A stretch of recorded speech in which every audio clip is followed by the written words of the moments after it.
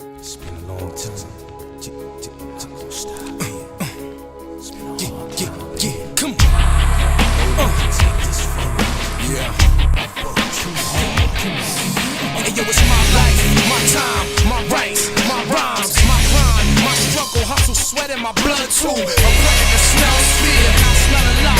My competitors fled scared. Cause they smelled I was hot. I want it all. Excess, the sex, much success, stress up. I want it all, no less. So come on.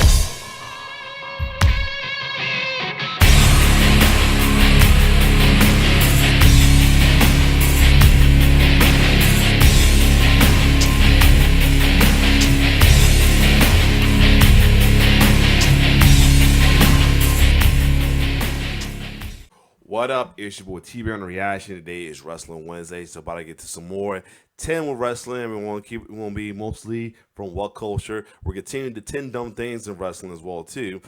Now this one is one of my favorite is my near dear heart when it comes to wrestling. That's face turns, because I always roll with the baby faces one. They have one for the hills, but you know what I mean. I ain't doing it. One because I want people thinking have any kind of liking to the heels. I don't. That's not my thing. I roll with the baby faces mainly. And two, don't want to get folks be pissed off because I'm side-eyed in the video the majority of the time as well too. That's the other thing, because I got a lot of flack for the one time they saw my Roman and folks wasn't liking it.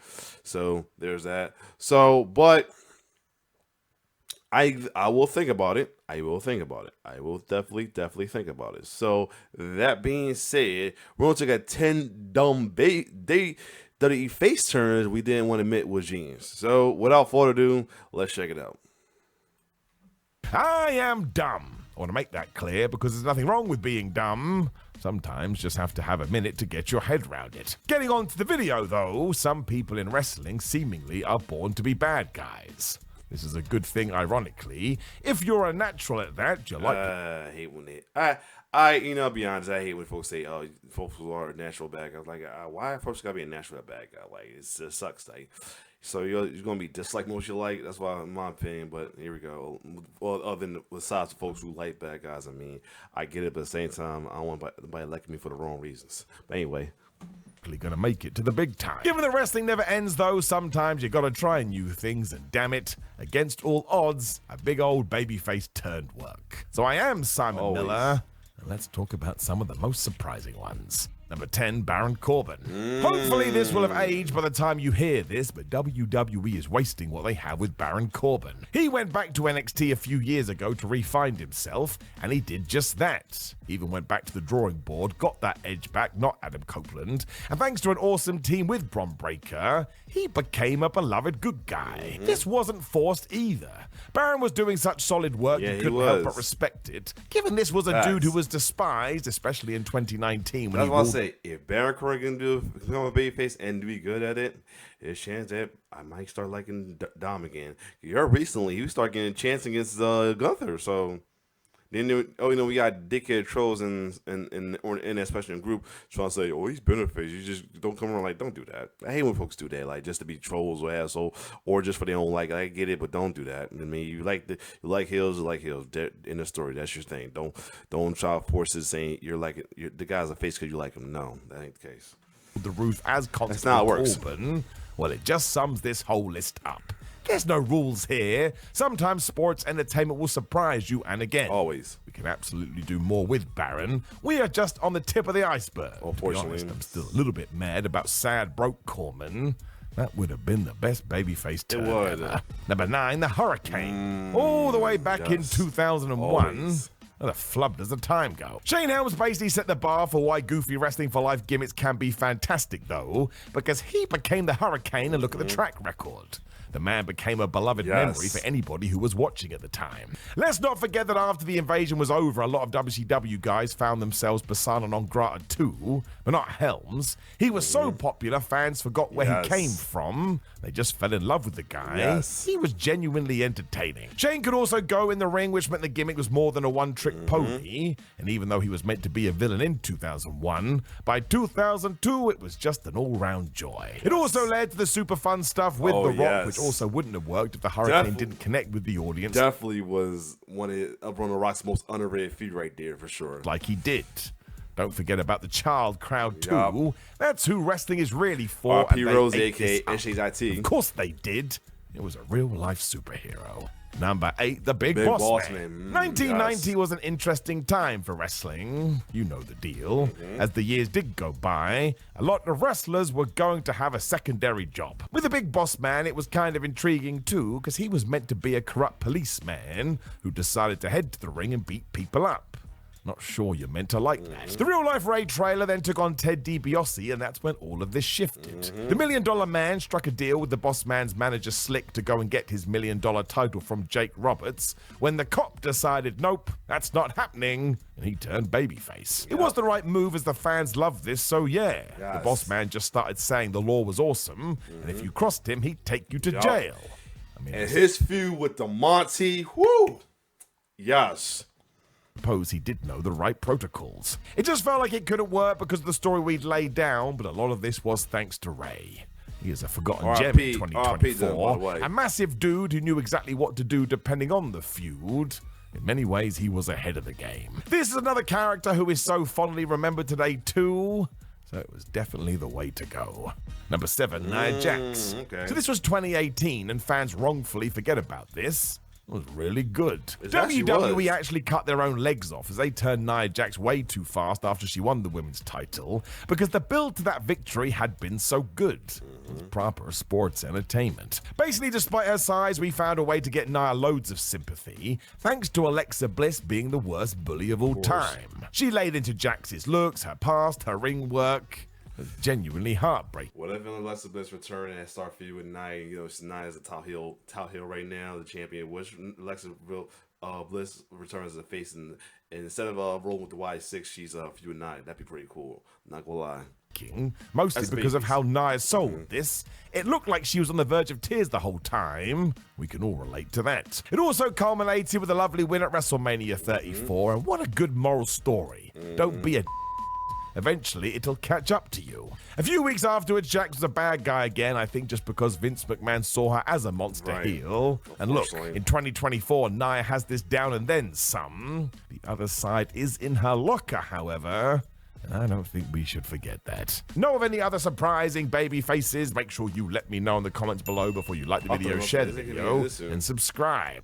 Number 6, The Miz. As recent. Here's the one that he's the main one be saying, oh, he's better than he's never a good face, he's better as a heel. I fucks with Miz as a face, man. Well, I fucks with anybody as a baby face. I don't care. I mean, it's very times I will say I don't like somebody as a baby face. But there's some is there's times I will quickly dislike him as a heel. I mean, I suppose. But anyway, but Miz is definitely, his face work's been pretty underrated. I will say that. I don't care what anybody said.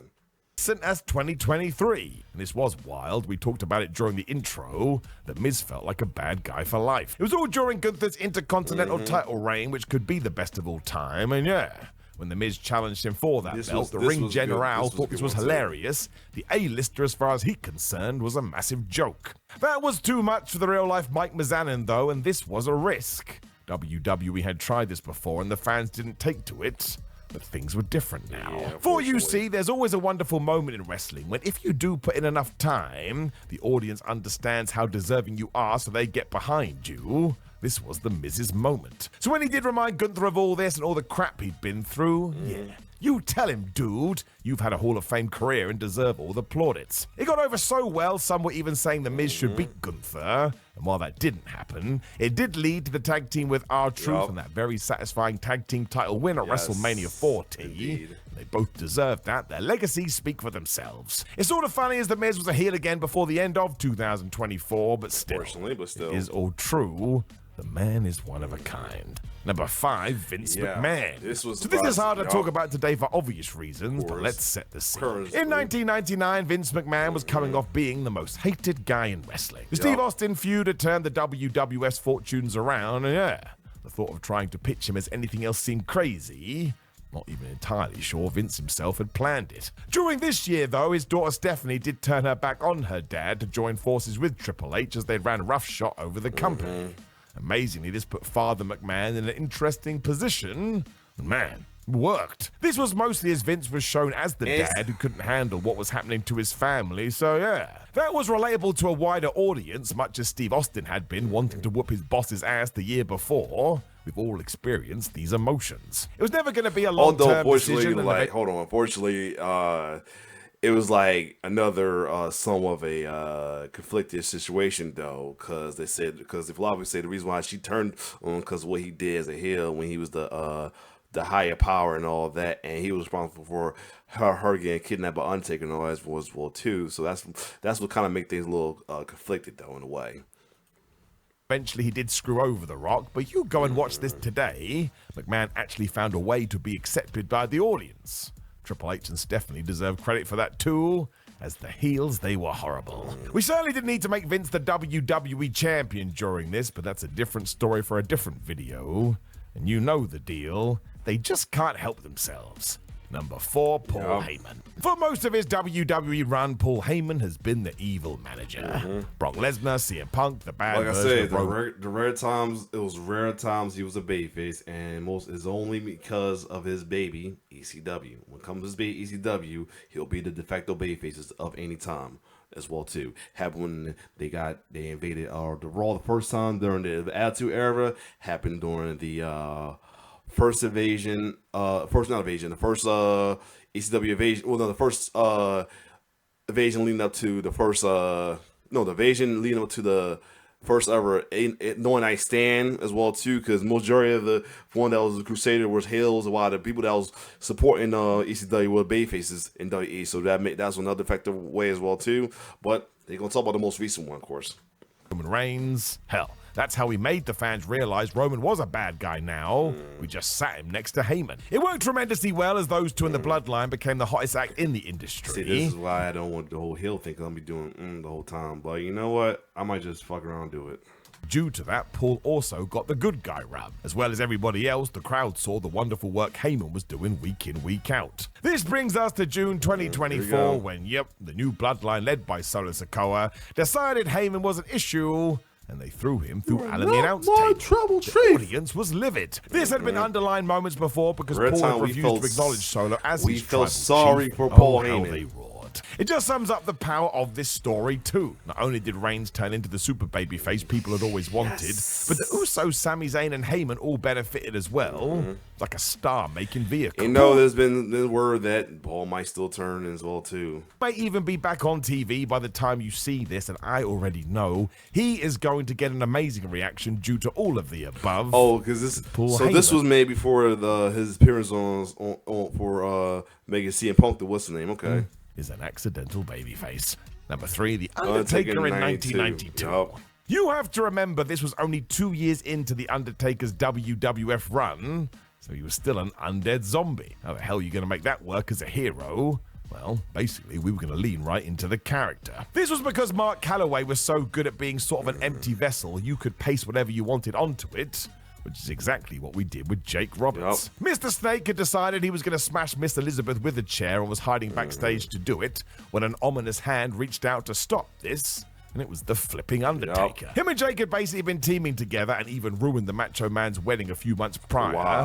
When the Phenom decided no more, and it worked perfectly. Not only did the audience erupt for this, but look at the timeline. Taker didn't turn heel again until 1998. 6 years as the hero. It's also how the WrestleMania streak started because people wanted to see him win. We did all of this without much emotion. Right. That's another reason the gimmick is all time. Not everybody could have done this. It took some real skills. By 1993, the pops for the Tombstone was super loud, and how mad is that? Yes. The guy who used to throw people into body bags was our man. I mean, that really is wrestling. Number 2, Brock Lesnar. Another controversial figure today, but look, back in 2021, as much as fans enjoyed Brock Lesnar, I'm not sure anybody saw him as a babyface. Not at His all. whole shtick was eating people alive. In terms of his second run, this went all the way back to 2012 when Paul Heyman reteamed with his beast. And they certainly got superstar reactions, but yeah, Brock was so dominant you were meant to hate him. The thing is, that wasn't the case when he returned in that 2021. Yeah. Coming back at SummerSlam and basically being Cowboy Lesnar was also a surprise, but so were Brock's microphone skills. Yup. All of a sudden, he was more comfortable than ever. He was having so much fun with this as well, and dare I say it, here and there it even touched upon goofy wrestling for life.